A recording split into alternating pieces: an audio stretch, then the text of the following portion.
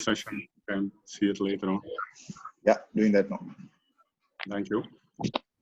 All right, so based on the request of Karthik a couple of days ago, I put together a nice new presentation, picking out specific regions of the Sahyadris, which were quite beautiful in my last journey in November, December 2019, when I covered some 200 sports through this region. So let's get started. Here's a small introduction. I see some people are in the waiting room also. Karthik, I assume you will pick them up. Here we are looking at a map of Southeast Asia. So it shows basically the ultra journeys, the long endurance journeys I've been doing in the last several years. You can see a lot of them are concentrated in the Western Himalayas there, north of India. So Uttarakhand, Himachal, and Jammu and Kashmir. I also did quite a few in like Vietnam, a couple of cycle touring trips, as well as one trip I ran 2,000 kilometers through the mountains of northeast Vietnam, close to the border with China, which you can see here.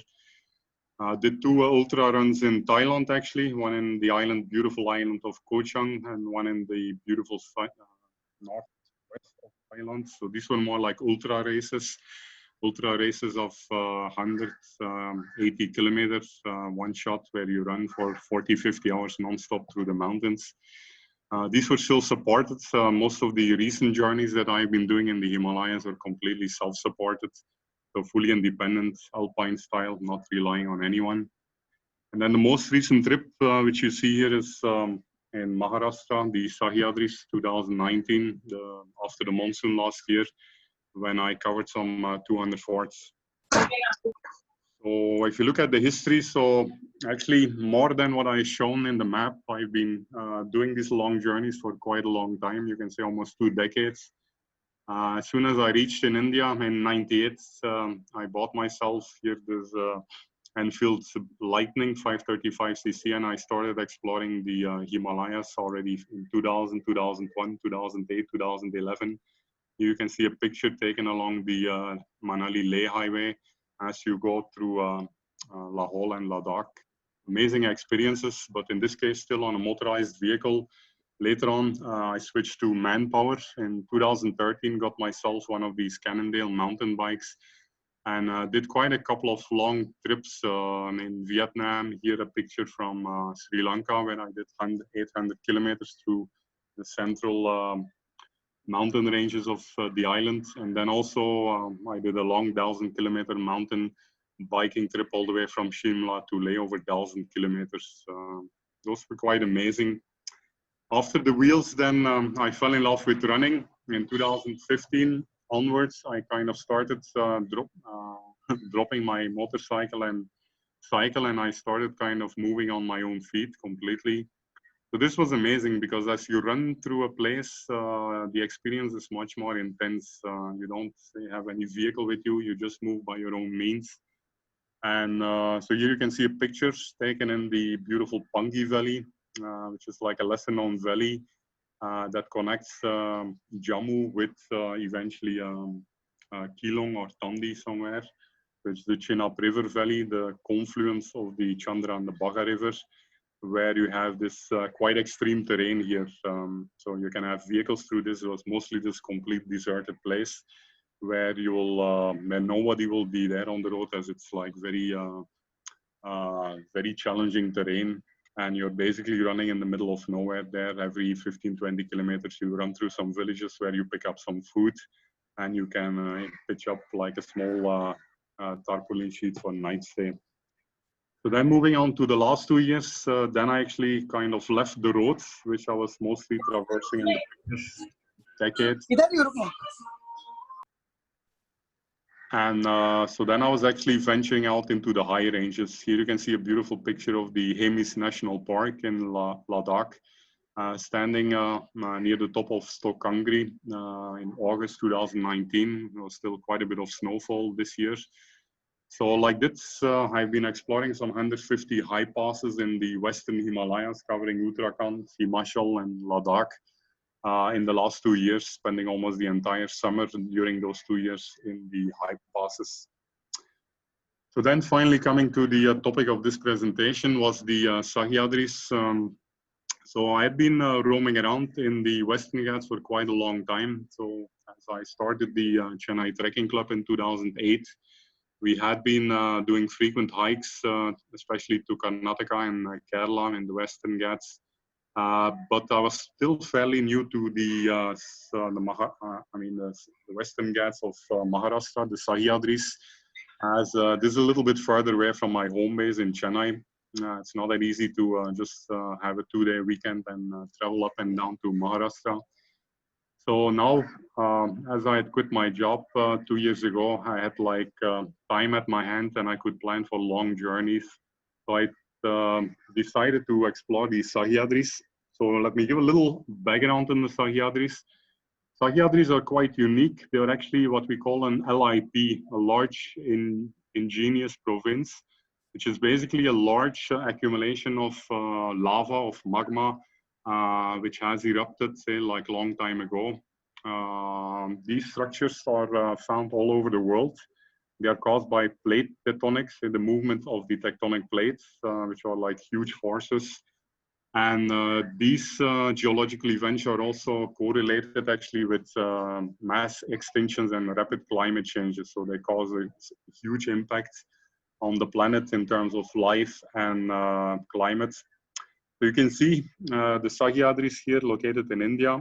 So now it's a little bit smaller, but when it happened 65 million years ago, it was quite big enough to see on a world scale actually, covering 1.5 million square kilometers before it eroded over time. And you can see all of these volcanic eruptions all over the world are extremely large features actually. They are visible from the skies. Here you can see a picture of the Sahyadris. So they are called the Decathlon Traps. Traps is actually like a Danish name of steps. So for every volcanic eruption, there will be like a new layer. I think the Deccan had some 18 to 22 layers of volcanic eruptions, which happened 66 million years ago, and which actually happened also over a pretty long period, 30,000 years. The current area is around 500,000 square kilometers, rising up 1,000 meters. So you can imagine the force of these natural events putting up magma over a height of 6,600 feet. Adding a little bit more interesting ingredients to the picture is then the turbulent history of Maharashtra. So we all know from history books that India was frequently invaded from the north by various forces, including the Mughals. And in the 16th, 17th century, one gentleman, Shivaji Maharaj Chhatrapati, actually started. Yeah, please put yourself in mute. Shivaji Maharaj started starting actually was like a very, started thinking very strategically in terms of using the steep topography of the Sahyadris and building these impregnable fortresses on top of these steep pinnacles, rendering the large armies of the Mughals. Sometimes these guys came with 10,000 warriors or even 1 lakh warriors. But you can imagine as you build these very steep rocks, staircases onto these magnetic dikes, and again, in addition to these steep steps, you also build these entrance walls, fortifications along the way, that the size of your army actually doesn't matter anymore. So having some 300-400 forts spread across the Sahyadris on these steep pinnacles made the journey also very interesting. So to plan my journey, there were like 3 steps. First, I contacted various friends. The Sahyadris again were completely new terrain for me. I discovered them during one of my talks in the Himalayan Club in Mumbai in 2019, February, when I gave a presentation on my first trip to the Himalayas. So then I'd climbed a couple of the well-known forts like Singhat, Rajghat, and Torna. But otherwise, this whole region was pretty new to me. So initially I contacted a couple of people which I knew through Instagram and a couple of friends and started plotting these various forts. So I ended up with a map of almost 250 forts. After doing that, I started connecting connecting the dots basically. So the forts are actually spread out over hundreds and hundreds of kilometers, all the way from Satra, the Mahabaleshwar region, all the way to Nasik. So I started figuring out beautiful trails, beautiful routes connecting these forts that would allow me to basically not just climb the individual forts, but also, as I usually do on my ultra journeys, to travel on foot, run basically behind, between these forts through beautiful trails in the mountains. And then, given the fact that this was a pretty large mission, climbing 200 forts, I approached it in 14 different regions, split up the Sahyadris basically in 14 different areas, and basically tackled one per one. So finishing like 20 to 30 forts in every of these 14 regions displayed here. First four regions. So he's saying he won't be able to do anything. We have to go to Tata Power. Could you put your Yes, yeah. We cannot please? do but आगे आके बढ़ाएगा. Yeah, so the first four regions were completely done on foot. They covered around 50 forts. They were connected through beautiful trails, hiking trails. And region 5 to 14, I basically borrowed a bike, a motorcycle from a friend in Pune, and covered the forts actually by distance between the forts by motorcycle. Most of these are connected over very long distances by roads, and roads are not really my favorite terrain to run on. In terms of gears, it was pretty simple. Compared to the Himalayas, we're talking about the Western Ghats here. Maximum, you're going to around 2,000 meter altitude. So the weather is not pretty extreme here. Just need a good pair of shoes for the rough terrain, the basalt rock. And otherwise, I just carried a small tarpaulin sheet, sleeping mat, sleeping bag to basically be able to pitch up for the night anywhere I ended up. Here you can see a small campsite at the base of Alan Fort, somewhere midway between the plains and the top of the fort, where I simply spend the night in a small bivvy that protects me from insects and reptiles and weather elements, and then just a small Decathlon S15 trekking sleeping bag, enough to stay warm in the night. It is, of course, in the winters, November, December, so the night temperature, especially in the open in the wind, can be quite chill. In terms of food, so to keep myself going over 200 forts, I had to basically eat, obviously. So with that, again, the Maharashtra and the Sahyadris are quite just like Vietnam when I ran in Vietnam. You've got hundreds of small villages here spread across the mountains, so finding food or even night rest was never much of a problem. That again combined with the the hospitality and the innocence of the local people, where they mostly received me as a lone traveler with great hospitality. So that made it easy actually to find a place to stay and find food to keep myself going at a pace of almost 6 to 8 forts every single day.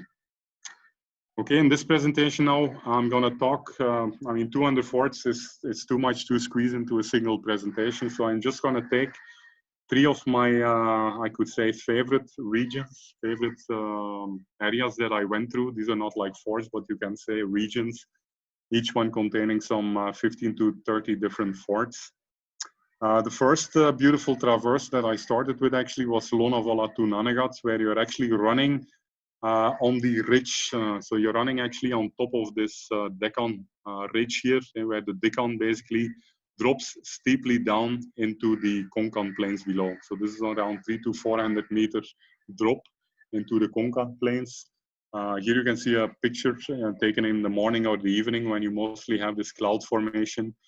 And so it's really amazing to basically run on top of that ridge with stunning views on the plains below, fully on top of the clouds. It's also a very peaceful region, as there is not much of road network here. It's not easy accessible, both from the Konkan plains, you have to climb up steeply, or from even the top of the Deccan Ridge, there is no extensive road network there. So mostly you're actually walking in the middle of nowhere. as you cross through some intermediate settlements like Nanaghat or say Bhima Shankar or the Lonavala Ghat road in between. So here I'll play a couple of videos to give you a flavor of these different sections.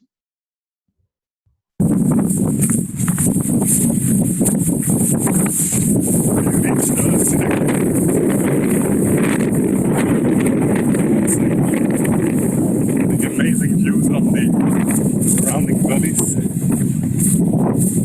Beautiful place. Behind there we can see Bhima Shankar. Steep. Below you can see the lush green valleys. Amazing place.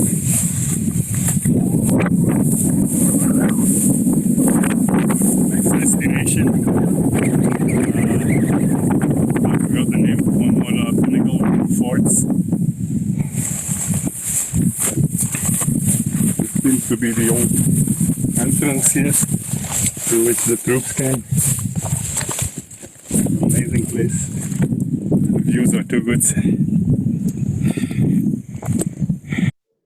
Voila. So here you can see the typical terrain that you'll find on top of the Deccan Ridge. So you see beautiful lush green cover here post the monsoon, end of October 2019.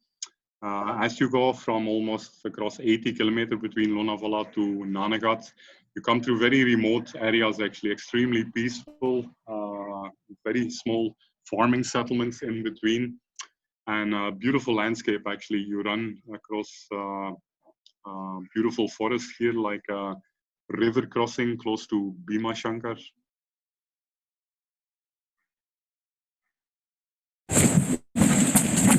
We're about 2 kilometers away from Bhima Shankar. The trail has been beautiful so far.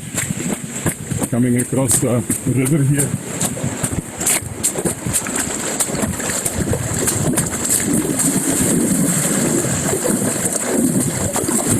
Whoa, seems to be quite deep. Whoa, oh, whoa, that's refreshing.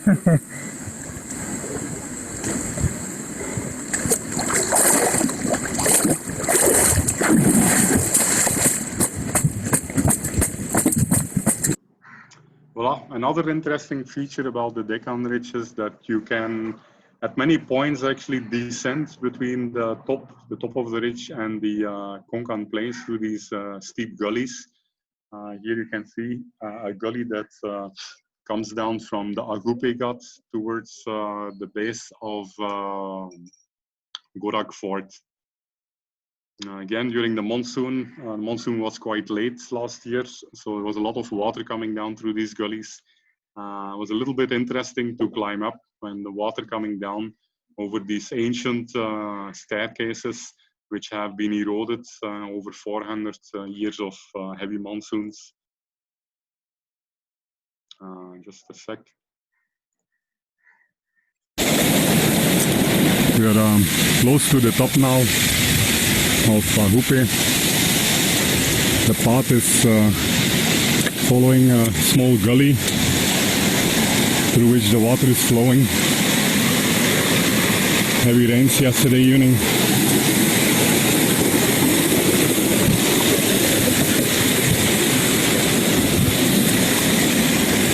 Getting good views on the... Voila. And here you can see another video actually where we run exactly on the edge of the ridge above the clouds in the morning. So an amazing experience.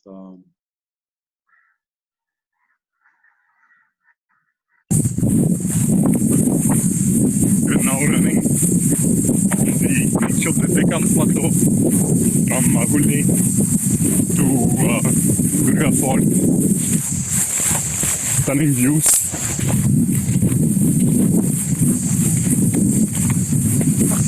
Amazing place here. You can see the Konkan Plains there indulged in a cloud cover. And we're just running above the clouds here. towards Durga Fort up there. On the other side, lush green farmlands everywhere, and small hamlets of farmers. And behind there, Ahule and Gorak Fort, from where we climbed up to the Deccan Plateau.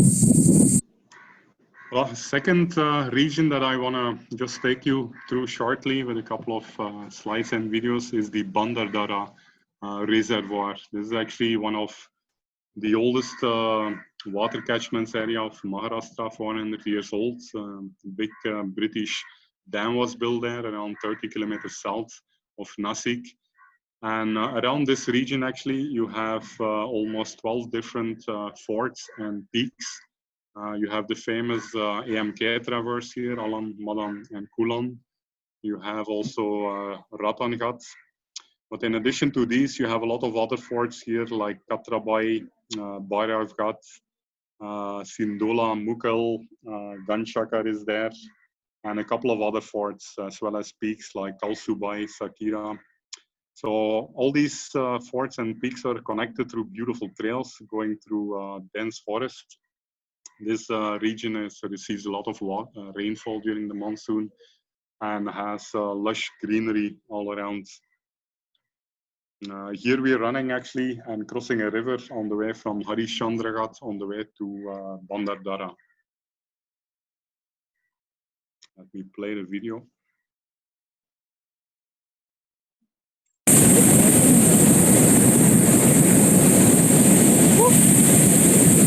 It's like checking into outfit.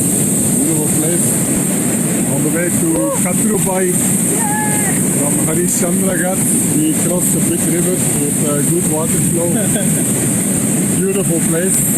Meeting small villages along the way. Taken straight out of a fairy tale, this location. Surrounded by light hills. Beautiful place. Here you can see the pinhole on top of Ratangad, giving stunning views again on the Bandardara Reservoir on one side and the Konkan Plains on the other side. We did this again, I mean, at the end of the monsoon when the whole place was full of clouds, giving way to stunning views here. Let's go for a run downhill from Ratangad.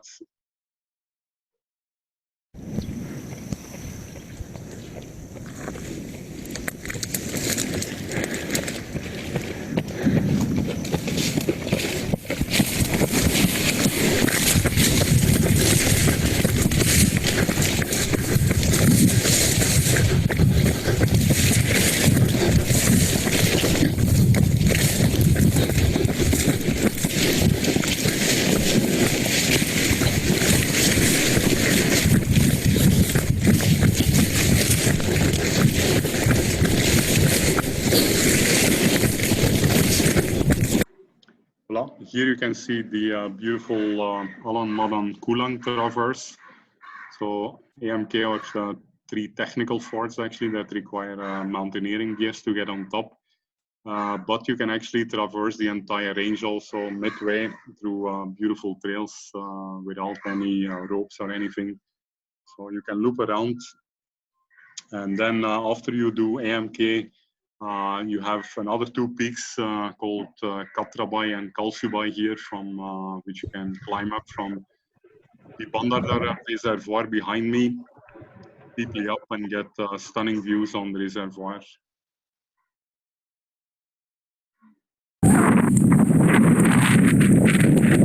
Climbing up Sakira Valley along a steep ridge.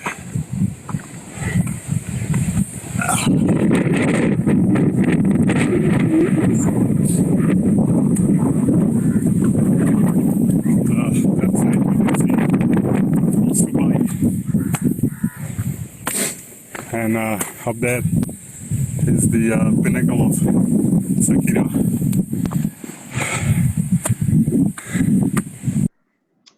The beauty about the Bandardara region is that you can find these very small and remote hamlets, so like small farming settlements.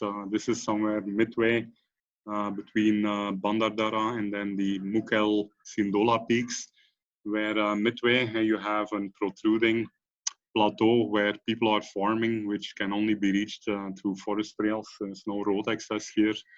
And people kind of still live in very primitive settlements, but again, very innocent, very nice people, offering always warm hospitality as you pass through these remote settlements.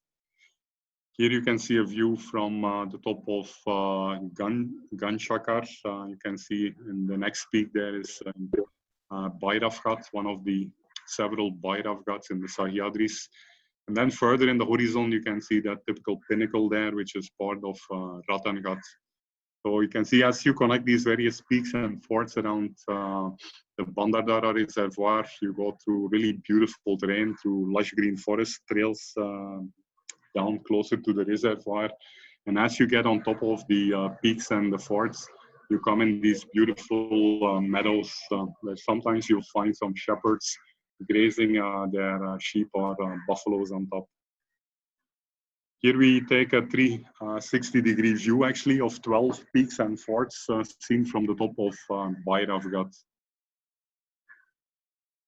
Looking at Kalsubai, the highest peak of Maharashtra. From there, Panjara Dam. To the right we have Pavarghat, then Sindola Peak. On the right connected Mukel Peak. Here in the front we have Ganchakar. On the right of those we have Sripunja. Panning further clockwise we come to Harishchandraghat. Kalatghat in the foreground, and then quickly panning on. Here we're standing on Bairavghat. There we have Ajoba Peak, followed by Katrabai. Further away there we can see the signature of Ratangad, and then further away, pretty far away, we have Kulan, Madan, Alan, followed by Kirda, Sakira, and back to Kalsubai. So you can see a beautiful region, Bandardara, where you can easily spend 1 or 2 weeks hiking from peak to peak, from fort to fort. The third part out of my 200 fort journey, I would say, which was very beautiful, was obviously the Konkan coast. You might not be aware, but all the way from north of Mumbai to the border with Goa, you have some 40 plus coastal forts. So coastal forts basically on the coastline or on small islands just off the coast. These are beautiful. They're a little bit further away. Quite accessible in the sense that you can just commute on a bike between these forts, and obviously they are not on top of any hill, so there's no effort required to climb up. You can just walk inside the fort and proceed to the next one. So these kind of forts, I was able to cover some 10 forts in a single day as I was moving along the beautiful coastline, the white sand beaches of South Maharashtra.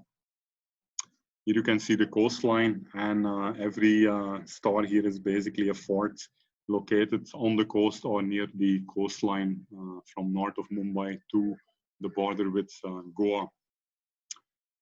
Here you can see a couple of forts. I've just taken out a few within the limited time frame here. Here you can see some of these forts which have been heavily eroded by salt seawater over like 400-500 years, battered by the weather elements and the seawater. And then, night stay along these coastal forts is of course beautiful. As you traverse across the coastline, you can set up your night halts along the beaches. Welcome to Alibag Beach, our campsite for the day. We settled down on soft white sand here in front of 2 forts which we'll be covering tomorrow during the low tide, during sunrise. Have a nice ambient campfire here. We just completed the southern hill forts south of Mumbai, and we'll be now proceeding from Alibag down south to the border with Goa to finish a good number of some 30 forts. Here you can see one of the forts built a little bit in the sea, 500 meters from the coast, Kolaba, which actually is accessible during the low tide. So when the water retreats, you can actually walk quickly to the fort and come back in 1 hour before the high tide sets in again. So these kind of experiences are quite beautiful, especially during sunrise, walking back from Kolaba Forts during the low tides to Alibag Beach, to the water.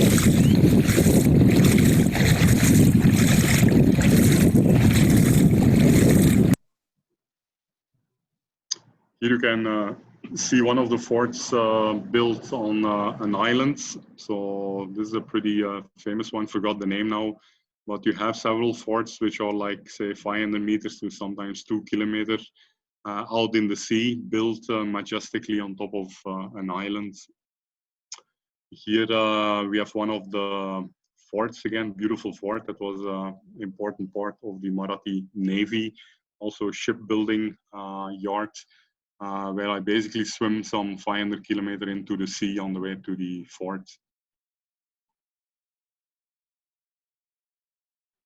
Sorry. Good morning, everybody. We are just swimming from the Konkan coast up there, above which the sun is rising. I started from Fort Goa, some 500 meters behind me, and swimming to Fort Kanagadurg here. Nice morning, refreshing swim. Please join me.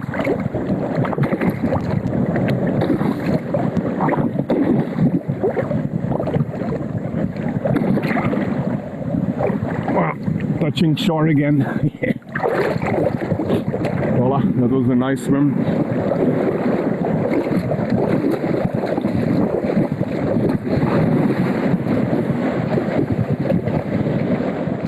Beautiful way to start the morning. Voila, so then I'm gonna finish with 2 slides. What's next? So going to the future, now we're a little bit stuck in the lockdown. Was about to step on a train to Delhi early March when HP closed its borders.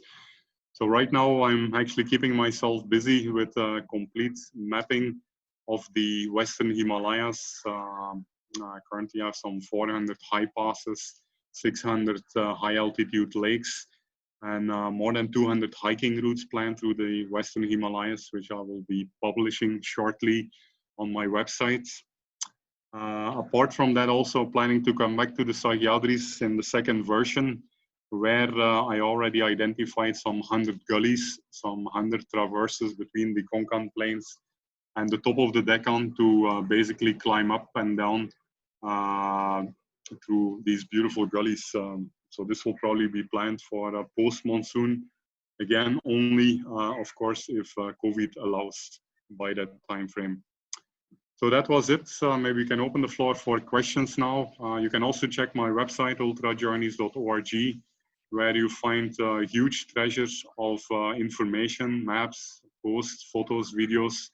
A lot of training material is there on various ultra journeys that I've been doing in the last couple of years. Karthik, maybe you can open the floor for questions.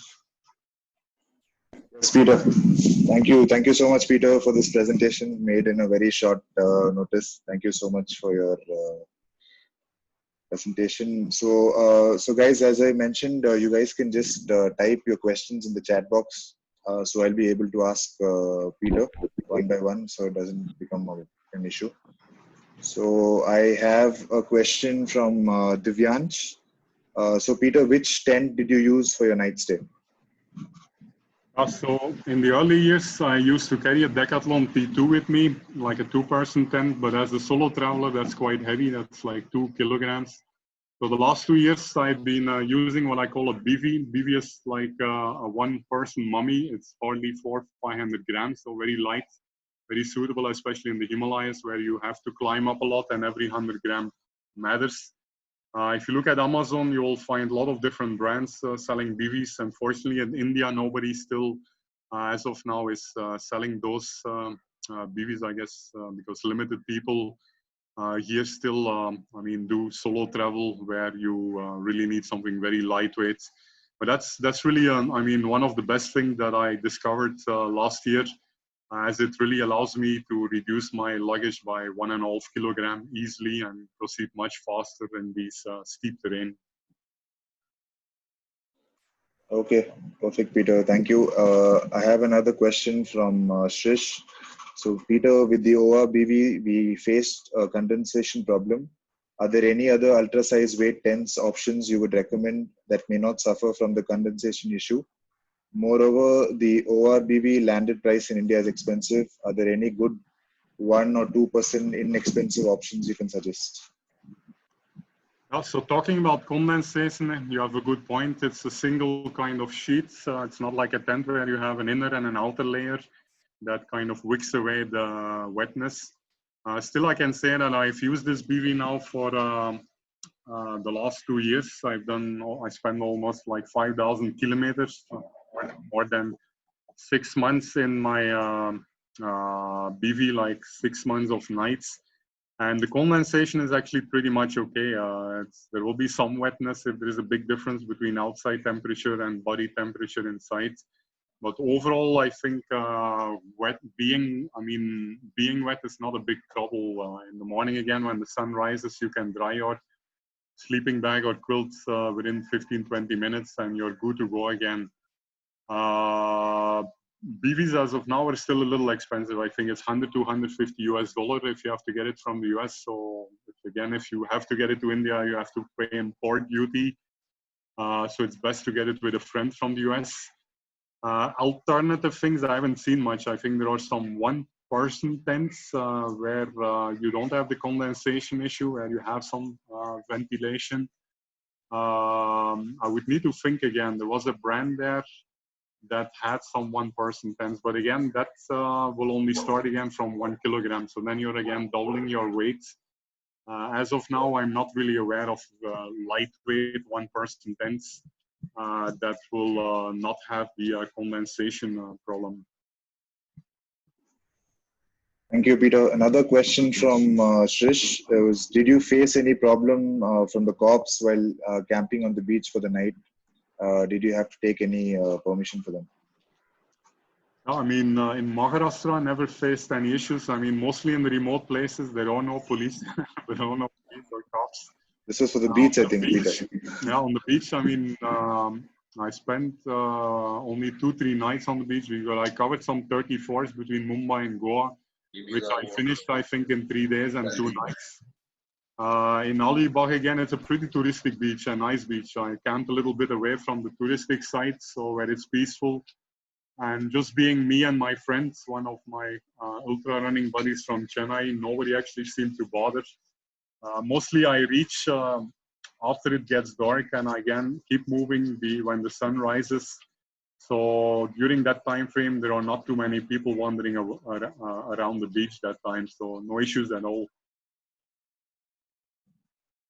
Thanks, Peter. Another question. What shoe do you recommend during winter hikes in Sahyadri? Asked.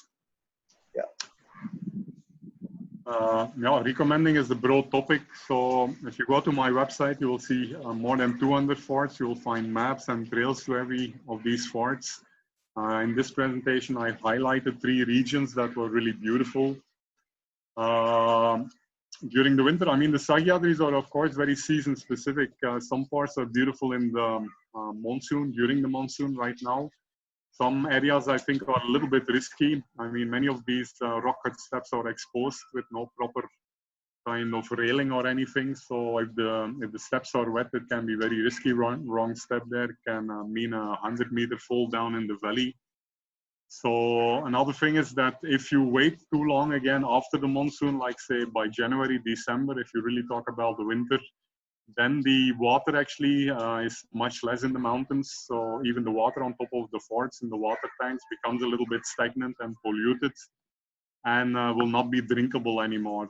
So all these things you have to take into account actually. So the presence of water versus slippery steps, which can be very dangerous during the monsoon. So I would say like October, November, December are actually the best times to travel in the Sahyadris. And then again, actually the entire Sahyadris become accessible. So have a look on my website. Based on the photos, you can pick out the ones you like. It depends on the time available. So I see many of the hikers just go out in weekends. Again, if you only have a weekend, 2 days, then a lot of time sometimes is spent in traveling from, say, Mumbai or Pune to north to Nasik or deep south to Mahabaleshwar. So sometimes it's makes more sense to have a long weekend, 3, 4, 5 days, and then cover like 10 to 15 forts in one shot to optimize your travel time versus the actual time spent in climbing the forts. Thanks, Peter. Next question is what all things do you carry when you go for trekking? So is this specific, I think, to Sahyadris? Maybe you can answer for that. Yeah, so depends basically on the altitude, right? When you go to high altitudes, like in the Himalayas, the weather and the terrain tends to get more extreme. So you'll have to carry more shelter. You'll have to carry more technical gears with you. If you just talk about the Western Ghats and the Sahyadris, then the terrain is quite manageable. The weather is not too extreme. The differences between night and day temperatures are also not that. So I would just say, I mean, I just don't carry any extra clothing. I just carry like a dry fit t-shirt and shorts, good pair of trail running shoes. In my case, I'm not much of a hiking boot person. I like breathable shoes, like a good grip. So that it's easy in the rain. It's easy when you walk through streams. You know, you can just walk through the water and quickly get dry again. It's breathable for the feet, which is important for long duration journeys. Apart from that, the only thing I carry, I mean, again, food and water is not a problem. Water is available everywhere in the mountains. You can drink a little bit of water at the base of the fort in the village, climb up and down without water much of the time. And again, drink after you descend from the fort.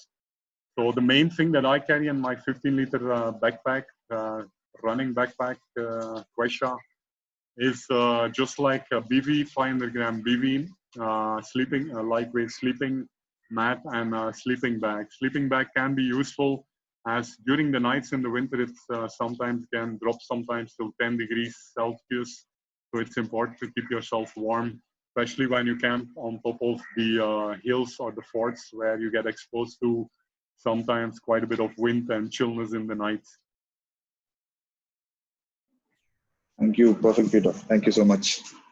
Next, I think a question from Astro is, where shall I be able to get the map of the trail like you have shown? You can go to my website, displayed here on the screen, ultrajourneys.org. You can see this index here. One of the points here you can see on the screen is maps. You'll find more than 20 maps of Vietnam, of the Sahyadris, of the Himalayas, and other places where I've been running. So those maps can be downloaded, and again, the Sahyadris are pretty well documented. If you have the name of a fort, you can go to 2 sites mainly that I used for my own planning. One is Wikilog, wikilog.org, and another one is rambler.com. Those you can just type in the name of the fort or the name of the locality, and you will be able to straightly download GPX files. So people who have gone there before have recorded the trail, uploaded it on this website, Wikilog and Rambler, and you can simply download the ones that you're planning to cover. On my website, additionally, you will find all the connections also between the forts. So you can really plan for long journeys, like a 1-week journey where you cover like 100, 150 kilometers, covering some 20 forts. For that, you will find a pretty nice overview map on my website where I basically stitch all these individual forts together. I'll move on to the next question, Peter. Any extra preparations for trail runs that you did? So I mean, there are 2 kind of things, right? You can either do these things in hiking. I've been hiking for 10 years in as part of the Chennai Trekking Club in Karnataka, Andhra, Tamil Nadu, and Kerala. In recent years, I've been more into running. Running, of course, is something that's quite different from hiking. I mean, the muscles that you use are totally different. I mean, or the way you use your muscles for running is quite different. So if you're not used to running, especially in the mountains, it's not that simple. It requires a lot of dedicated practice. I've been actually running for almost 2-3 years. regular runs in the city actually, or in small weekend trips in Tamil Nadu before I really did these long runs in the Himalayas or the Sahyadris. But preparation for running is pretty simple. You just have to be keep two rules in mind. One is consistency. You have to run on a very regular basis, so your muscles get used to this kind of movement.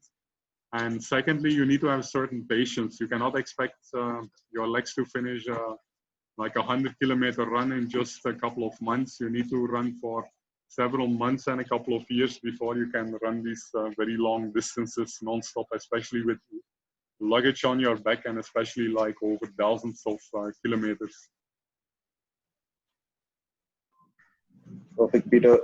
Next, how did you find the way between different forts in the Bandardara trail? Is there an established path, or did you climb down from a fort and make your way to the next base? So the region that I showed, Bandardara, with those 12 peaks and forts, those are all like properly connected. One or two trails might be a little bit less used in recent times, so that has been a little bit overgrown by the jungle. But the extensive trail network that you will see on the maps on my website is all pretty much in use, either by hikers who go to these forts or some of the local villagers that go to their farming villages. Some of these places are, you can find these shepherds, just like in the Himalayan shepherds. You'll have these people in Maharashtra that graze their cattle on top of these remote grasslands, on top of these peaks, make use of these trails and actually keep the trails intact. So each and every one of these 12 peaks and forts around the Bandardara is pretty much connected with clear trails, so you cannot really get lost, especially again if you download the GPS logs from my website and keep it in your phone. You have a lot of navigation apps these days, mobile apps on the phone, where you can navigate along these predefined GPX trails. Thank you, Peter. Next from Sabi. Hi, Peter. What are the things that you can carry in your emergency or first aid kit? Do you carry a GPS tracker? No, I mean, a GPS is not considered as emergency. GPS tracker is essential, whether it's Sahyadris, whether it's Vietnam, whether it's Thailand, whether it's the Himalayas, wherever you go. I mean, I go in pretty remote places. These are not like the touristic forts. These are like 200 forts. Out of those, maybe there are 10, 15 touristic ones where the trail is very clear and you can just follow the trail of plastic to find your way. But the other 180 to 175 are like lesser known forts where the trail is not always very clear. So it's a must actually to carry your phone. I use an application called OSM A and B. I basically make use of OpenStreetMaps. The beauty about OSM is that you can download the maps offline, so you don't need a mobile network. And you can also download contour lines, topographic maps, as well as these trails that I posted on my website, the GPS logs that you can download from Wikilog or Rambler. You can all put it in these applications and use it offline to find your way. Once you get used to this is actually pretty simple. I mean, it's the same as using a Google to navigate inside the city, say from your home to the bus stand or to the airport. You just follow the blue dot on the map and you to stay on the trail. So it's very similar to that. It's just another application that is more focused onto off-road, onto outdoors, onto trails, where Google is more limited to highways and cities. Apart from other emergency gear, I don't carry much first aid. I'm pretty much used to living and running in the mountains, so I don't get sick. Life in the mountains is very healthy. You eat organic food, you work out the entire day. You drink fresh natural water from the streams or from the glaciers. You have organic homemade fruit from the small villages where you stay. So you're actually in the peak of your health, especially when you spend months and months in these beautiful natural places. Thanks, Peter. Next interesting question. Hello, Peter. How much money did you spend in completing your Sahyadri's journey? Now, the money is actually simple. I mean, you don't need to compare these minimalistic journeys where you basically travel on your own, where you never kind of use private transport. You never stay in a hotel or a lodge. Especially night stay, if you store, depending on hotels and lodges, it will quickly get expensive. So I'm not the casual traveler, right, who goes to Shimla or Leh Ladakh or Manali, where you rent a hotel room and then you just do some sightseeing and again come back to your hotel. This is all like night stay with my tent or my BV. I just pitch up wherever I end up at the end of the day. So my only expense is basically after I reach to a place, of course, with a train or a flight. Apart from the entrance and exit cost, the only cost during my time in the mountains is basically the food cost. And food, as we all know, is very cheap. You just spend 50 to 60 rupees on a plate of momos or a plate of bakri in these remote villages, much cheaper than even life in say, a place like Pune or Met, or a touristic place again, where they will charge much more. So as long as you stay away from touristic and commercial places, you're just going to spend 50 rupees for a meal, which brings us to around 200 rupees per day. In case of the Sahyadris, it's 60 days, 2 months. So multiplied by 200 rupees is around 18,000 rupees, I guess, yeah. Or not 18,000 rupees. This is around 6,000 rupees per day, so around 12,000 rupees for the entire trip. Of course, in this case, I had to use a motorcycle, so I was also burning fuel for around 2,000 kilometers, but normally I don't use bikes. I just travel with my own legs, either running or fast hiking. So 5,000 rupees a month, you can say, is my summary expense. Awesome, Peter. Good to know. Another question from Asmit. Any fear or casualty would you share traveling in the jungles of Sahyadris? Again, Sahyadris are, except from some of these steep rocket staircases where you're basically exposed, wrong step there, and especially when it wets. I had like 2 weeks of wetness. Sometimes you get this green layer, slimy layer, which makes it very slippery. Even if you remove your shoes and go barefoot, you don't feel like proper footing. But apart from that, the Sahyadris, I mean, the basalt rock is pretty solid and dependable. I mean, this is not like the Himalayas where you step on loose scree or moraines, or where you walk on crevassed glaciers, or where you suddenly get into extreme weather conditions like snow blizzards. So Sahyadris are pretty stable terrain. It's no extreme weather because you're below 2,000 meters. So then that brings us, okay, terrain okay, weather okay. That then brings us to the typical question, what about wildlife? Wildlife, of course, is much more in these tropical low-altitude forests compared to the Himalayas, which are more extreme weather. So you will not find too much of wildlife in the high passes. So again, I mean, I've been roaming for more than a decade in these jungles of the Western Ghats as part of Chennai Trekking Club. Karnataka, Kerala, Maharashtra. So you see a lot of reptiles, snakes.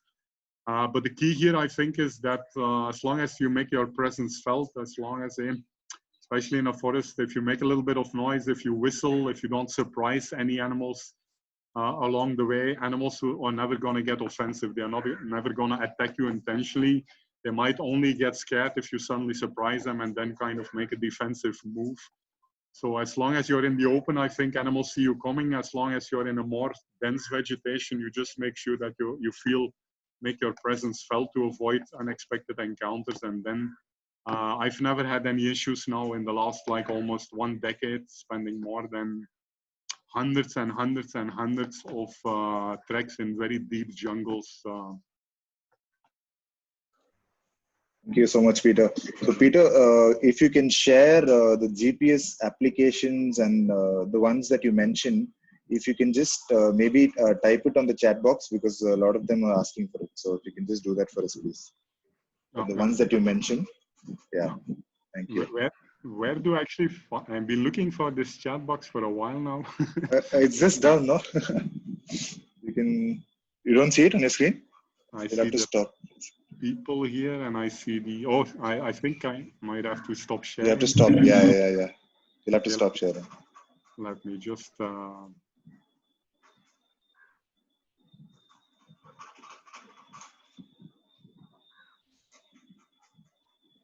no, it's the other app probably. I guess, yeah, it's Zoom.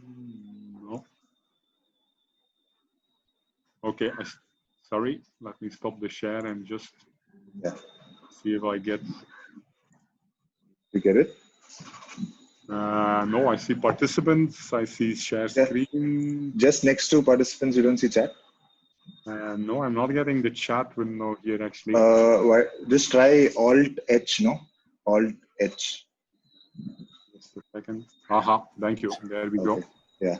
If you can just share the GPS links and what you mentioned, if you can just share it, I think that will be great. Okay. So navigation app, OSM AMD. Definitely have a look at the website, ultrajourneys.org, where you're going to find lots of maps and stuff. And then if you're looking just for individual weekend trips in the Sahyadris, definitely have a look at rambler.com. So this is a website where you'll find hundreds and hundreds of forts and trails in the Sahyadris. A little bit, I mean, it's an international website, but specifically used mostly in the Sahyadris, I see, because in the Himalayas, you won't find too much on that. Another good resource, like a public kind of hiking trail database, is the wikilog.org, where you'll have hundreds of forts in the Sahyadris.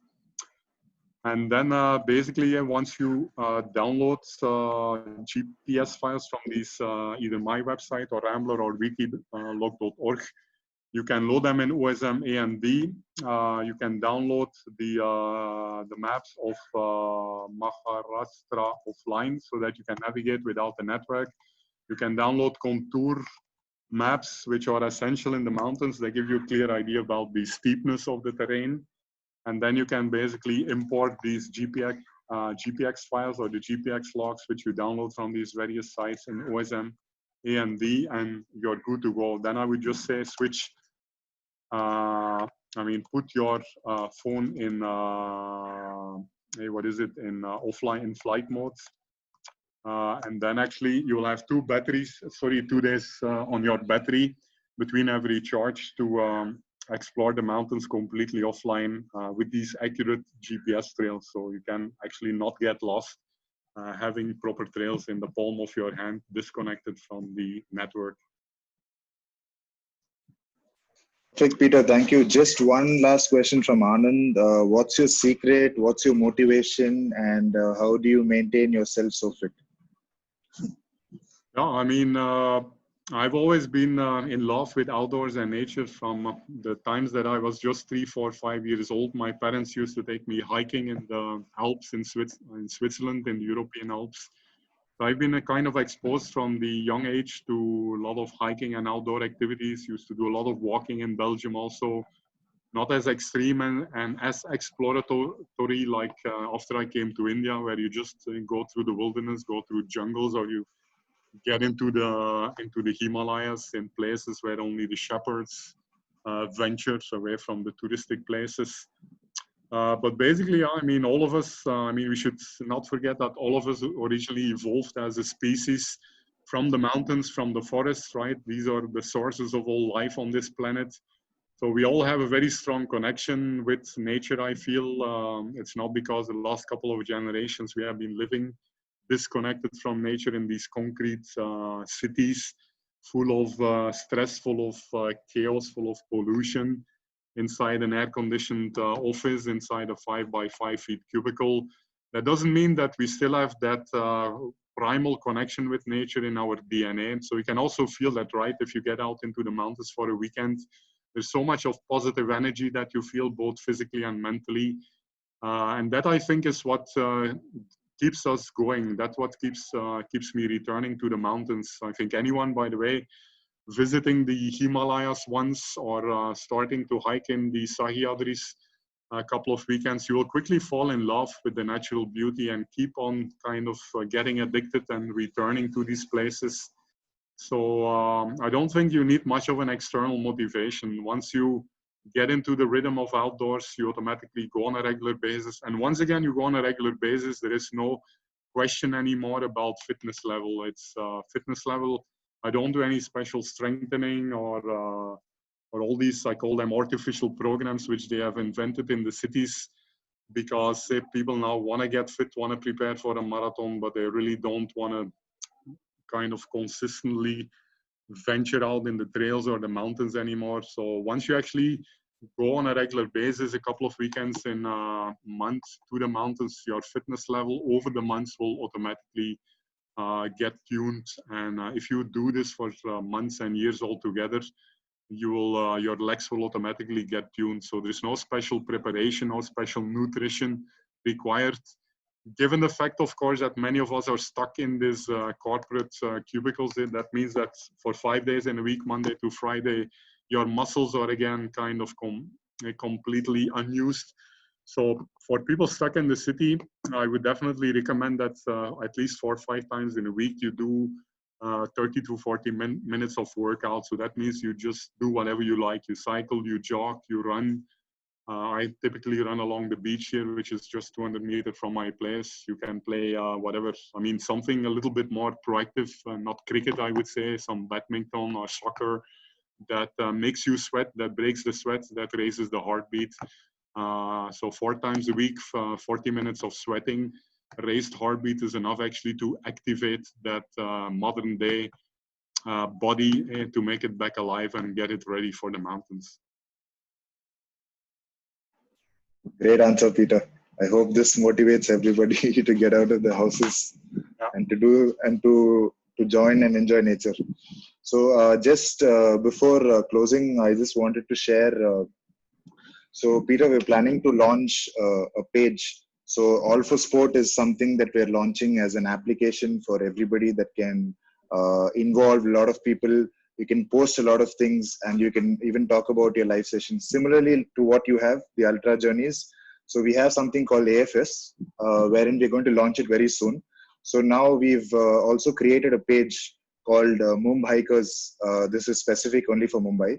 And we want a lot of people to join and to share their blogs and to also have maybe sessions like this in the future. So I'm just going to just share the link on the chat box for this page. You guys can just join. You can be part of the club. You can share whatever you want with respect to hiking. So this is very specific to hiking and trekking in Mumbai. So if you guys can join this, it'll be great. We can do a lot of more sessions. And also you can maybe share a lot of your information using these clubs, Peter. Yeah, sure. We'll also sign into the platform.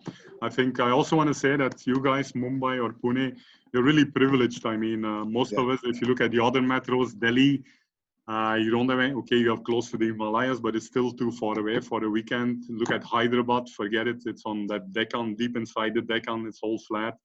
Chennai, we are at least lucky that within a couple of hours, we have some nice jungles. Bangalore again is supposed to be close to the Western Ghats, but still you need an overnight journey, 7-8 hours. So again, be aware, Mumbaikers, that you're just living 1-2 hours away from one of the most beautiful places, I would say, unique in the world. You saw it on the world map. There are not too many places like that. Adding that history of Chhatrapati Shivaji Maharaj to that with all these ancient forts, like 300 forts, imagine on just a small region spreading out over 600 kilometers is really unique in the world. So don't make use of that. It's in your backyard. So get out there as many weekends as possible, because very few people are privileged to live to such a beautiful jewel close by.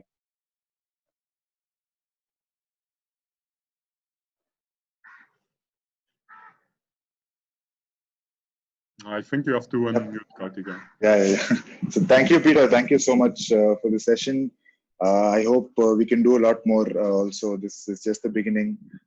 Thank you so much for your time, and really thank you so much. And thank you all of you for joining for the session. We will have more this month also. So we're focusing on different topics per weekend.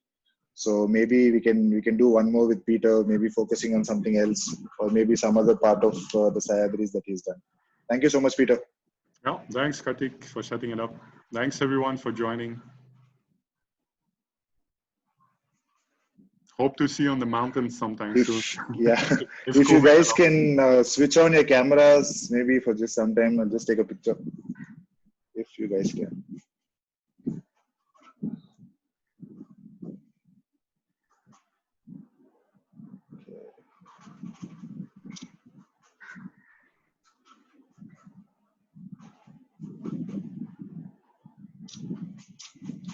Thank you, guys. Thank you so much for your time.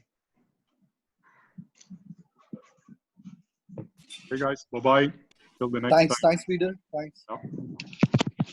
Thanks, Peter. Thanks, Karthik. Bye. You.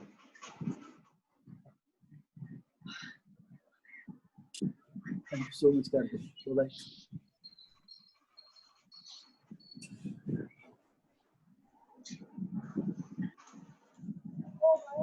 Karthik Shrishya, I Yes. just saw that link and it's giving an error saying it's Yeah. One sec. Just working on that. I believe you've not given the correct link because normally what happens is towards the end of the link it shouldn't be some some code over there. It Yeah. has to be, a readable what do you call English sequence of characters. So this is not a proper English sequence of characters. It's actually a code. So basically, it's this website. You'll have to go to a section called Huddle, and then you have a club. And in the club, if you search for Mumbai hikers, you'll be able to find us. So what I'm doing is I'm just removing that last part of it, and it still gives me an invalid dynamic link error. So I've just taken it only up to group. Okay. Let me try Huddle level, and even Huddle level, it's giving me the same problem. Okay, then which is just dynamic. so just log into the site allforsport.in. You're able to do that. I've sent you the link right now. Allforsport.in. Okay, there is. Where is this? The chat box. Yeah. Karthik, can you hear me? Yes, I can hear you. Karthik, I have the app, so I need to just go to Huddle and just go to the Mumbai club, right? Yes. In Huddle, under clubs, you'll find us. Oh, sure. Okay. Yeah. Thank you. Thank you.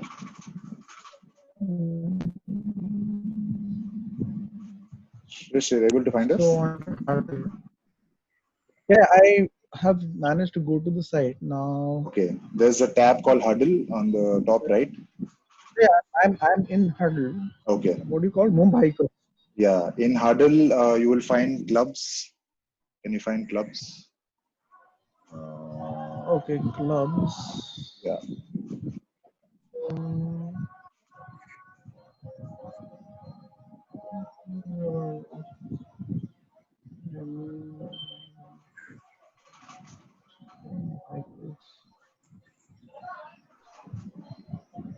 This is MUMBHIKER. Yes, KERS. Got there. So what do I do? I just need to. You just have to join the club. That's it. Yeah.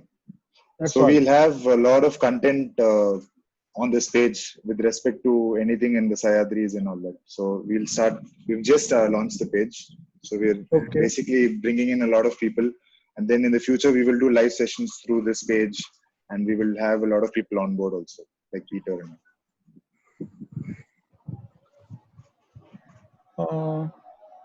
Okay. So what are you planning to do over there exactly? So this is basically a page like how you create a community on Facebook or on WhatsApp or something like that.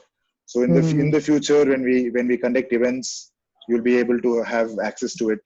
You'll be able to have access to any content that we post. For example, some blogs for forts, and you will also be able to do the same thing. You can also share whatever you have done with respect to hiking and all that in the same page. So it's basically like a community, building a community. So basically, just sharing, your own experiences and whatever information or knowledge or whatever is gained. Yeah, and in the future, like Zoom, we will use that also as a platform to have video sessions and all that. Okay, that sounds nice. I mean, this is good. Yeah. We have not launched the application as yet. We're just working on it's just on the beta phase. So right now we have just launched the page and we're just trying to add a lot of people and all that. And once that is done, by next month we should be able to launch the application. Okay, great. Yeah. Perfect. Great, thanks. Thank you so much. Thank you. Yeah. Okay, bye. Have a nice day. Bye.